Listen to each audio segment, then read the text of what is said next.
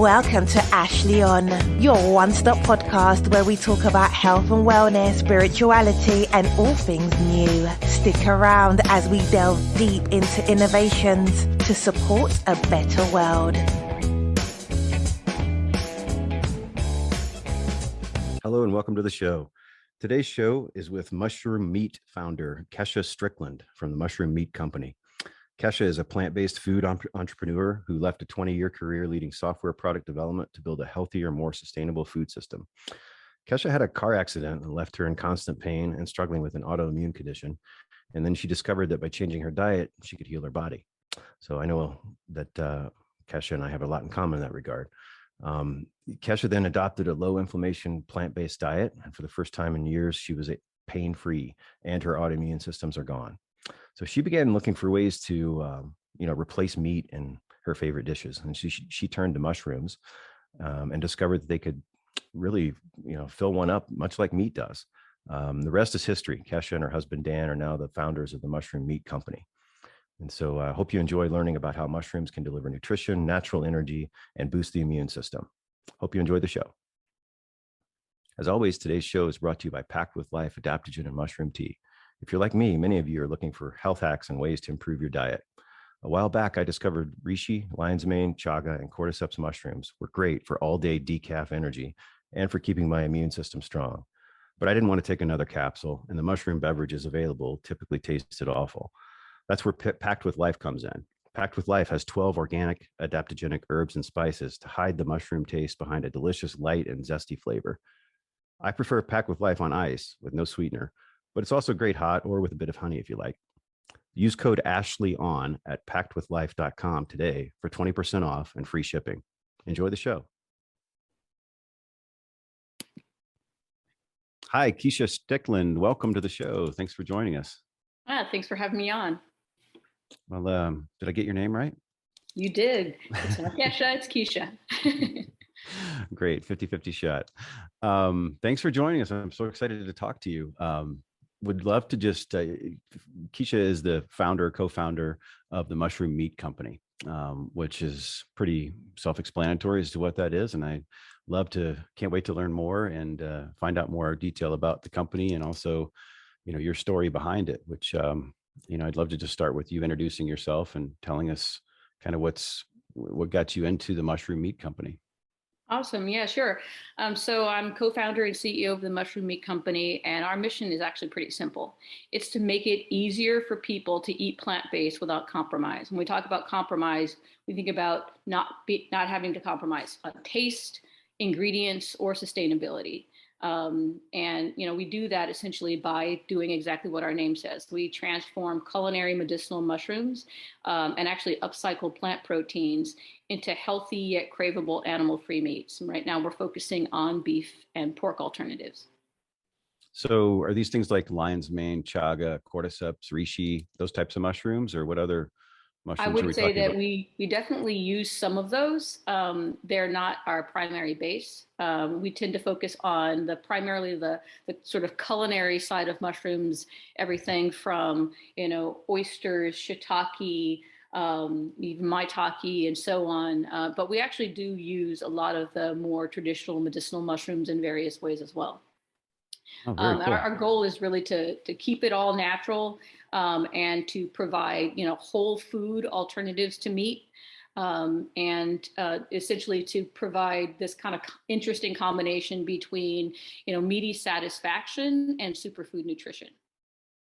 Right. So, I'm involved. My wife actually started a mushroom tea company. And so I'm pretty familiar with the benefits of those types of mushrooms, the functional lion's mane, chaga, cordyceps, reishi, those types of things from immune support. And, but I know in reading some stories and your background a little bit, I see there's some, and I don't want you to make claims, obviously, but some benefits to supporting a lower inflammation diet has benefits, right? From the mushrooms. Are they helping with? Yeah, it's interesting. So that's actually how I got here. It was actually I spent 24 years in tech and software, doing everything from software engineering to moving into executive roles to consulting.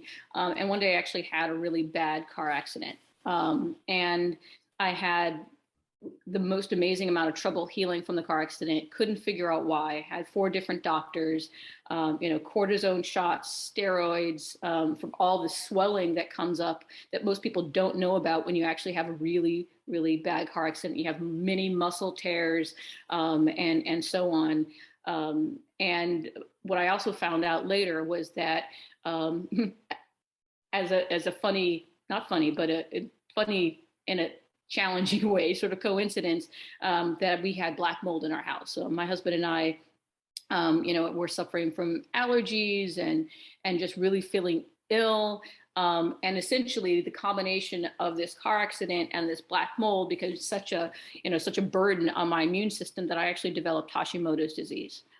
Which is an autoimmune condition that has a lot of inflammation associated with it. So now I have the inflammation of Hashimoto's, I have the inflammation of the car accident, and all of these doctors with their painkillers and cortisone shots and prednisone, et cetera, were frankly of no help over several years. And so essentially I was in a massive amount of pain all the time.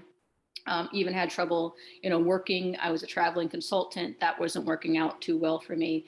And a friend of ours eventually said, you know what? I know this couple, the husband had cancer and they went to this naturopath and she heals people with herbs and alkaline plant-based diet. You should give it a shot.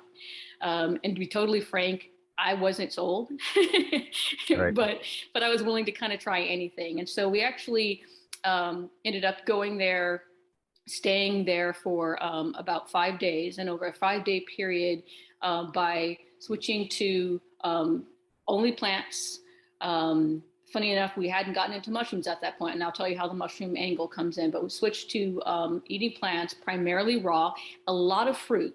The whole point was to make the body more alkaline and to flush out acid. There's, I think, a lot of talk in our society about inflammation and inflammation being the root of disease, but I don't actually believe that. And our teachers and naturopaths believe that it's really about acidity, right? Acidity causes inflammation, and so acidity is the root. And so if you alkalinize the body, and anything that alkalinizes the body is going to, you typically draw out these acidic things that are causing disease in the body, including, various toxins that we take in our food, toxins that we bring into our body from our environment, and so on. And so what this whole path that I went down was around essentially using herbs, and some of those herbs were mushroom supplements, in addition to this alkaline diet, in order to be able to reduce the inflammation. In about 3 months, I went off the painkillers that I had been on for several years. I lost more than 30 pounds, and it really just transformed my life. And so, I basically stuck to a plant-based diet and made that transition along with my husband and co-founder. But one of the biggest challenges that I had, I think that was actually unique to some other people going through this sort of, detox-based health transformation, was the autoimmune condition. People with Hashimoto's and a lot of other autoimmune conditions tend to have a lot of flare-ups. And what can happen is that anything from what you're eating and putting into your body that is inflammatory to just the amount of detoxing that you have going on because you're pulling out all of this, all of these toxins, they can actually set off your immune system and give you these flare-ups that make you feel very sick, that actually make your body swell and so on. And what we actually discovered, first through taking these herbal supplements that included mushrooms, including turkey tail, and it started with, I think, primarily turkey tail and cordyceps and reishi. But what they were doing essentially was calming my immune system. What they allowed me to do was to do a lot more detoxing without the flare-ups. And so the more I took these on a regular basis, the more I also realized that that even these medicinal mushrooms weren't the only kinds of mushrooms that were highly anti-inflammatory and had all the antioxidants and so on. A lot of the mushrooms that you find in the supermarket that you can eat every day do some of these things too. And so now I sort of blend kind of the mushroom supplements with really making mushrooms a daily part of my diet.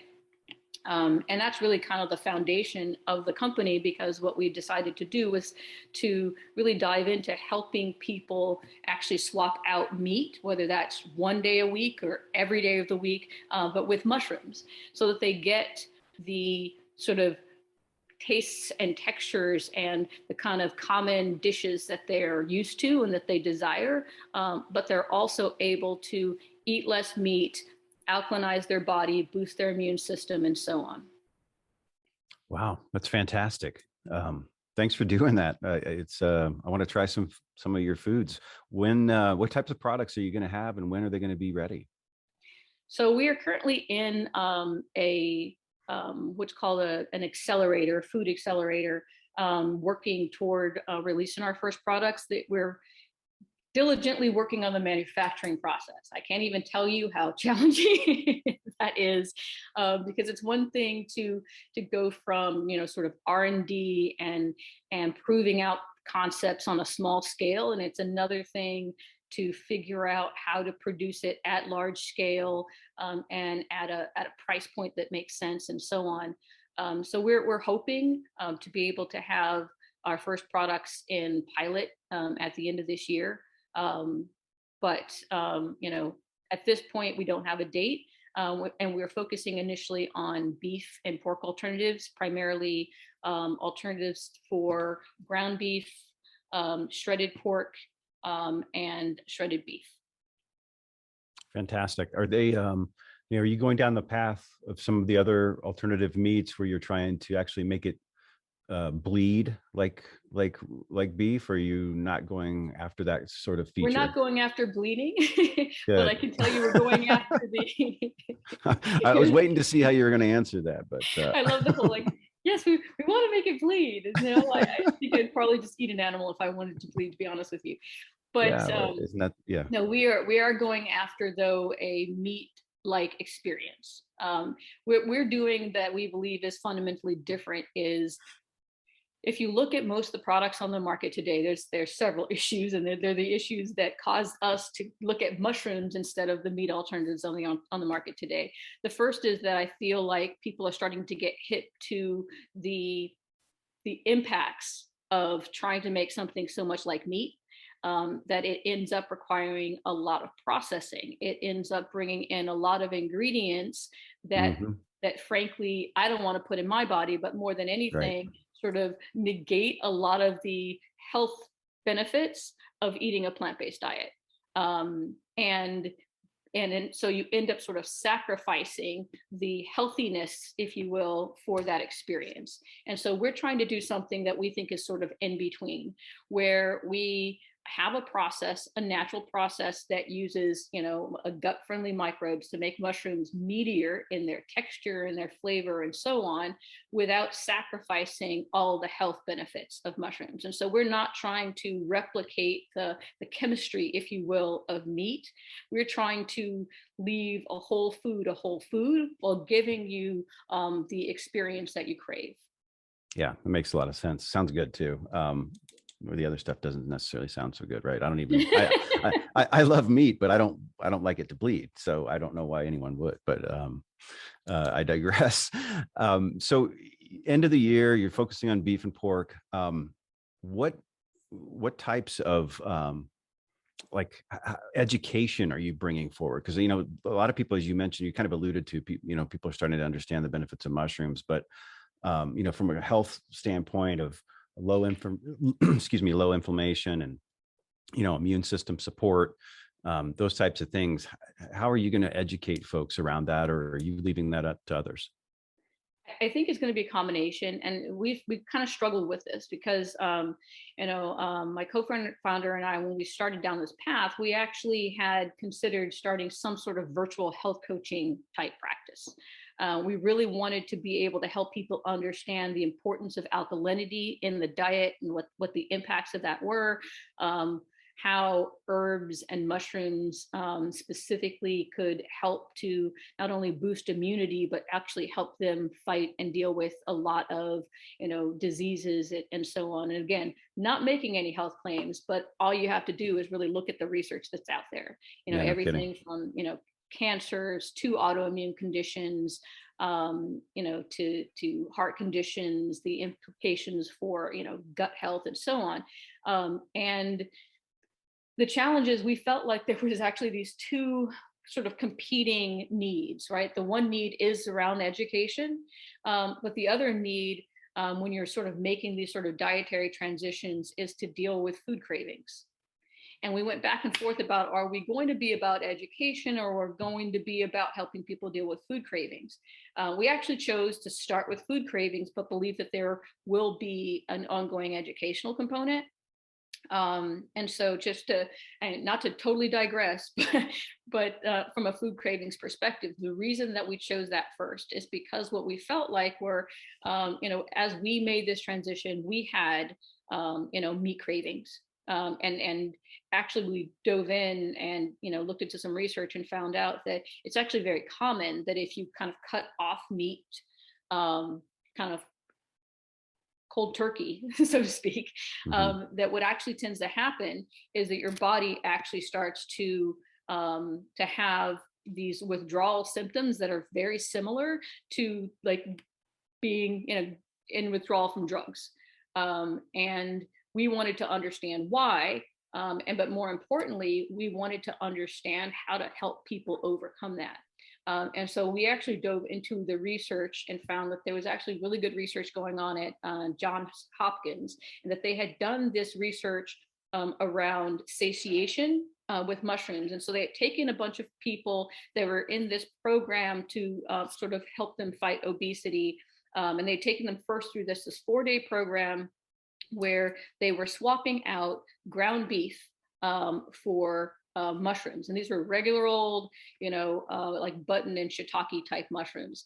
And what happened was something that they didn't expect. The first thing was that the people who did it sort of accepted these mushrooms as these sort of reasonable culinary substitute for meat.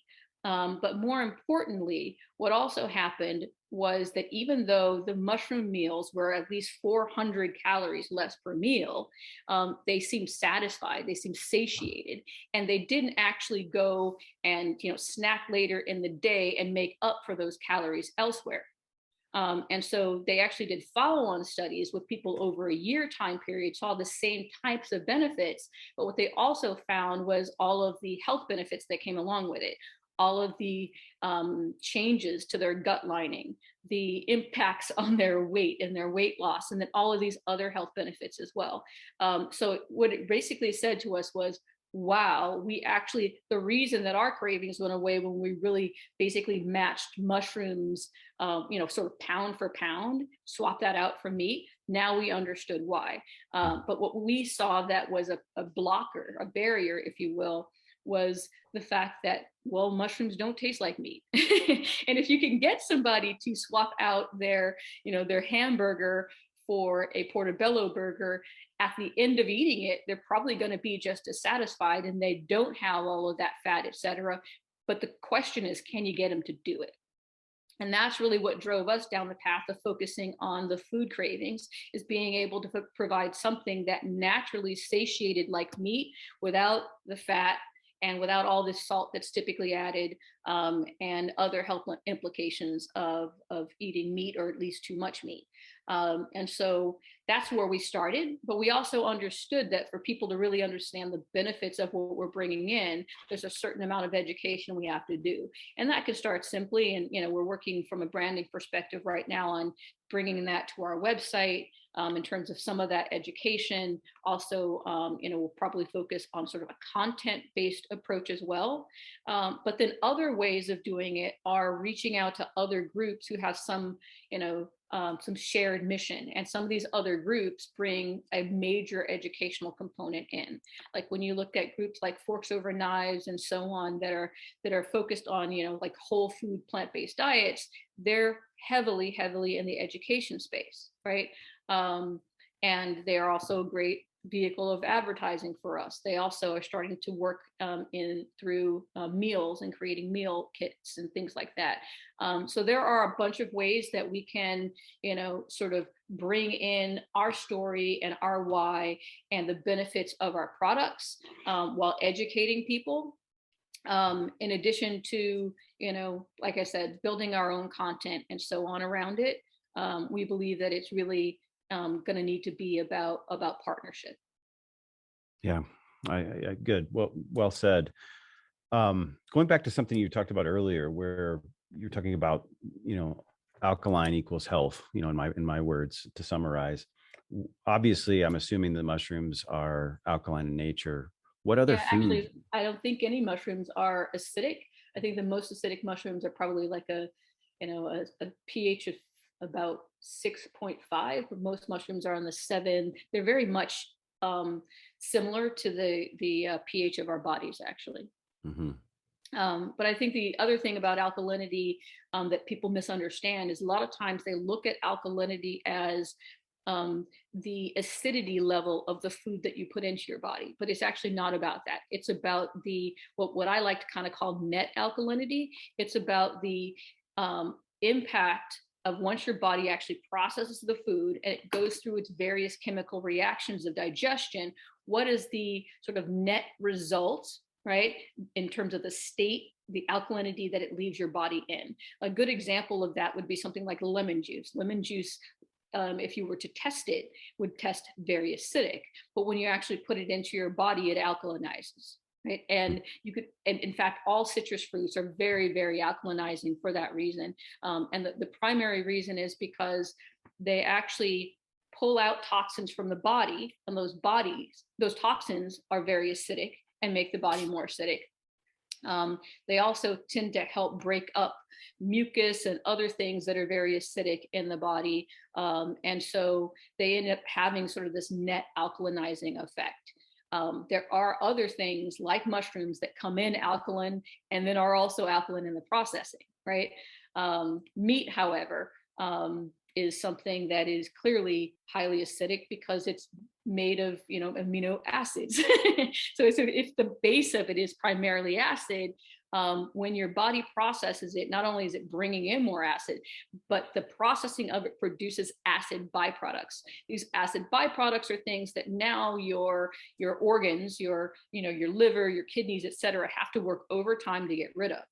And so the less of it that you eat, the more that you eat foods that don't require as much heavy processing and have as many acid byproducts, the more alkaline your body is. So fruit is going to be the easiest on your body to process and is going to require, not a lot of, insulin, for example, to process it, not a lot of, things that your liver and kidneys and so on have to end up doing. And so by their very nature, they're going to leave your body in a more alkaline state, but they also tend to be alkaline themselves and pull out toxins and so make the body more alkaline over time.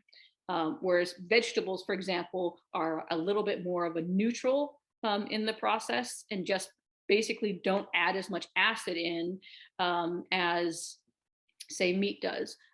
Whereas mushrooms are also very similar to fruit, probably not as alkaline, but they do alkalinize the body even more than vegetables do. And that's kind of how we keep our body in balance, is by saying, look, there are necessary things that we eat that have acids in them. We tend to focus more on nuts and seeds.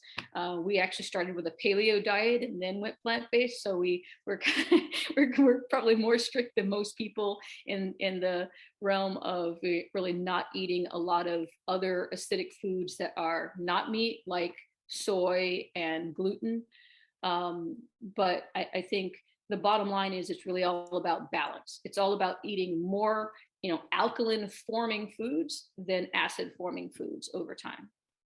Yeah, I'm glad you landed there. That's kind of what I was going to suggest as maybe what the conclusion might be.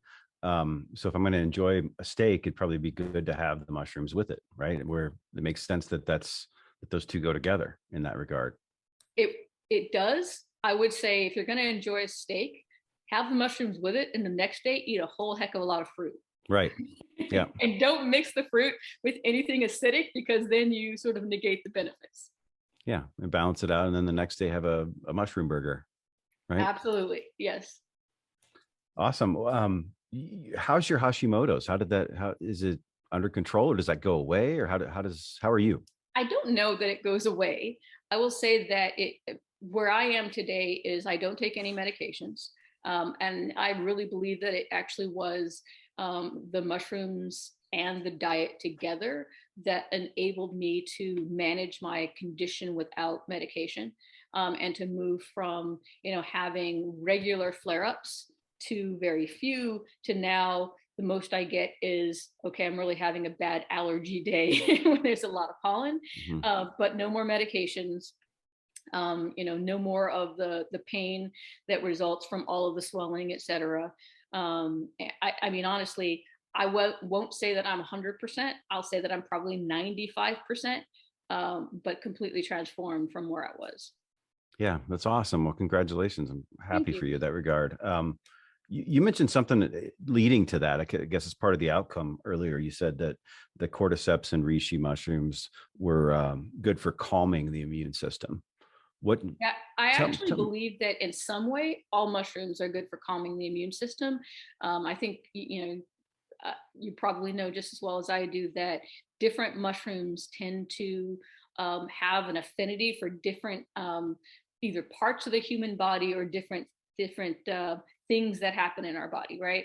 And so, for example, pretty much all mushrooms have a fairly high amount of antioxidants, which are all going to sort of calm the body, calm the immune system. One reason that antioxidants help calm the immune system is because when you have something like Hashimoto's or another autoimmune condition, odd things can set off your immune system and cause alarm bells that may not happen in people who don't have those types of conditions. So for example, if you have food sensitivities like I do and you eat soy, in general, soy is a pretty acidic and pretty inflammatory food.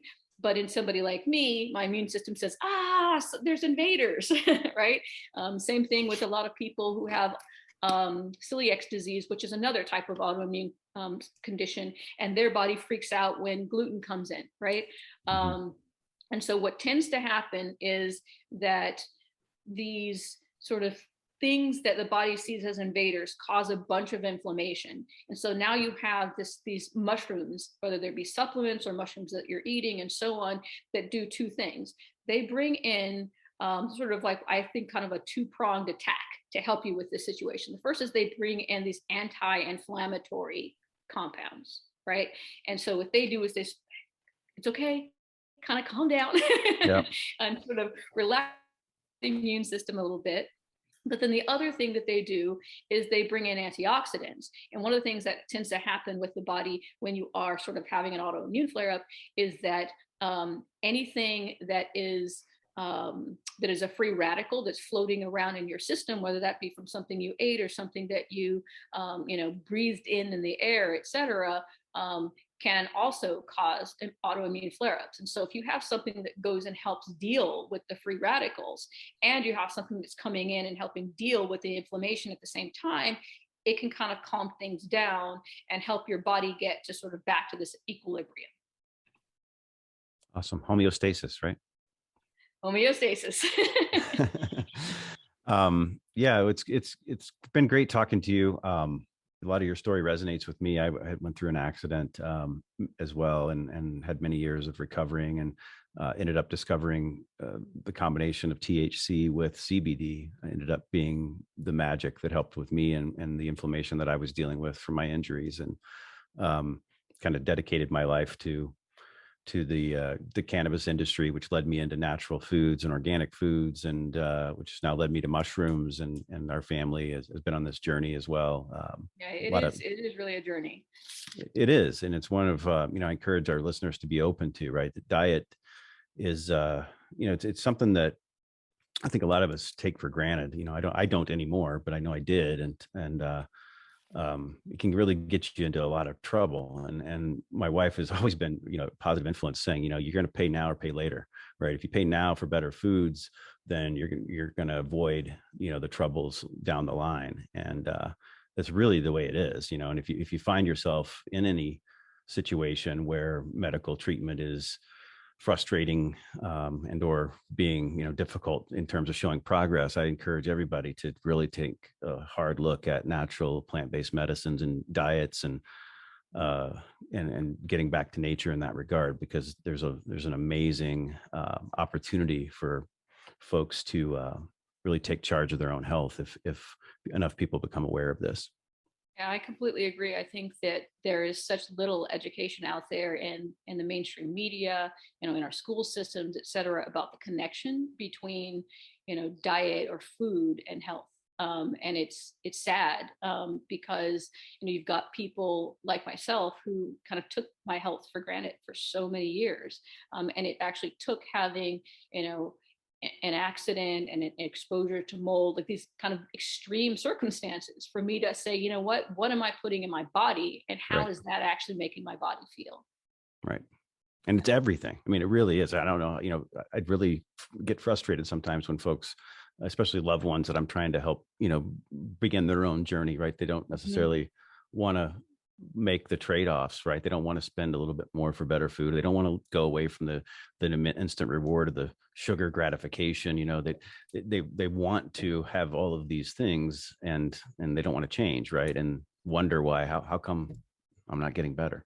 Yeah, it's a challenging thing. I spent a little while actually apprenticing with the naturopath that helped me through my transition, and working with many of her patients and seeing that same pattern over and over and over, and even working with several family members through their transitions, and people who also had autoimmune conditions or diabetes and so on, and even cancers. And really watching people with cancer, this life-threatening thing, have such an addiction to the food that they were eating, that even though they started to understand that connection and even knew it was killing them, were having a hard time letting go. And that's kind of why we were like, what, this food craving thing is real. So I completely agree that the education is important. But what we found was that we believe that dealing with that craving that is so difficult for people to get over, giving them foods that have all of the flavor and the push the buttons, frankly, that they need to have pushed, but kind of disguise healthy foods as foods that may be less healthy. Give them a pulled pork sandwich that is made of mushrooms, but they can't tell the difference, and have them enjoy that, right? And educate them at the same time. That's kind of the path that we're going down. Yeah. Well, Kesha, it's been great talking to you. I'm really hungry right now after that pulled pork analogy. So it's that time of day here for me. Thanks. It was been great meeting you. Thanks so much for taking time, and let's please stay in touch. I want to follow how your company develops, and would love to just, continue on learning how your journey unfolds. Absolutely. Thanks for having me on. And be happy to come back. Awesome. Have a great day, and thank you so much. Thanks. You too. Bye. Bye. Hey guys, as always, this episode is brought to you by Packed with Life Tea. I always talk about how much I love iced tea, and Packed with Life tastes fantastic. And I don't add any sweetener or anything like that. Just great tasting iced tea, packed with organic adaptogens, including the 4 key mushrooms: lion's mane, chaga, cordyceps, and reishi. Of course, it tastes great as hot tea as well, if that's your thing. And some people like to add a little bit of honey. But either way, no matter how you like your tea, you're going to love this tea, and it will boost your immune system, brain, lungs, and gut. That's why it's packed with life. So get yours today at packedwithlife.com. Have a great day. Thanks for listening to Ashley on Nothing But the Truth for a Better You and Me.